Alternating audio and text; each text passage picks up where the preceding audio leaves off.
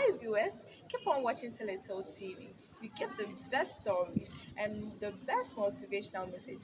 Please don't stop watching. Keep on watching. And those that you've not subscribed, please kindly subscribe for me. Thank you. My name is Tracy Ajana.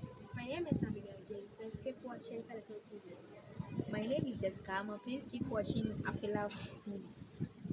Bye. Hello, lovely viewers.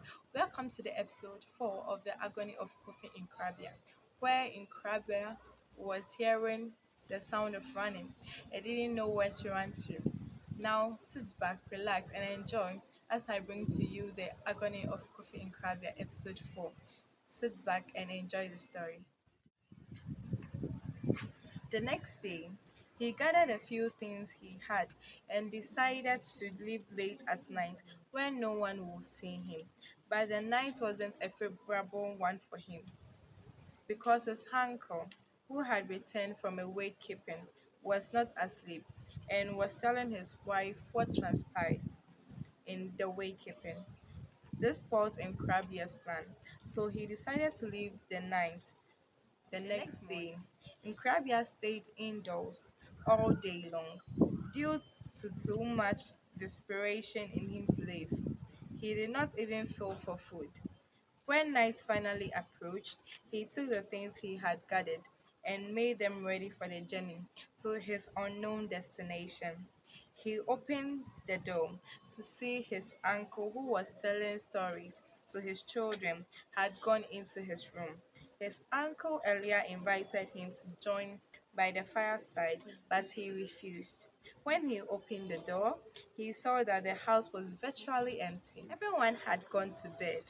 This is the perfect time for me to leave, he said to himself.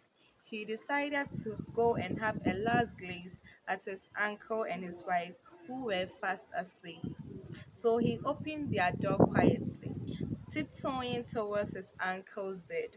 Nkrabea touched a nearby table to steady himself. He held his breath and glanced at the two sleeping figures. He waved goodbye to them. He went back to his room and picked up his things. He opened the main door and got out of the house. He then started running. He kept his head down, hoping that no one would call his name. He headed towards the only path that was used by the villagers whenever they traveled to other villages.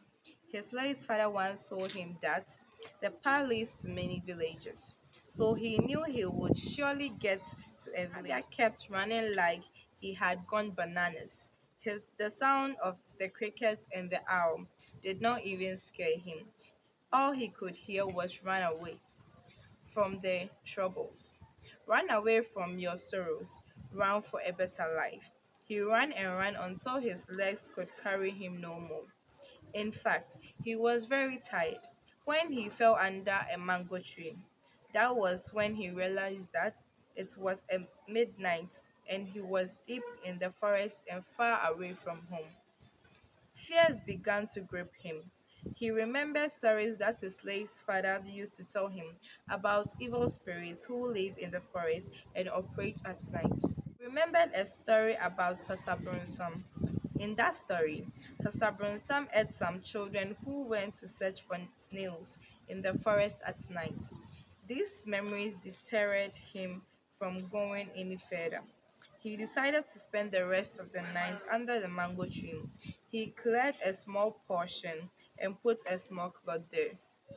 Well, viewers, this is where time will permit me to end the episode 4.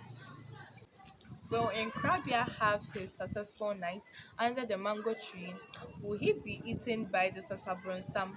Will any creature eat him? No one knows. So all you need to do is to sit down and wait for episode 5. Bye. See you next time.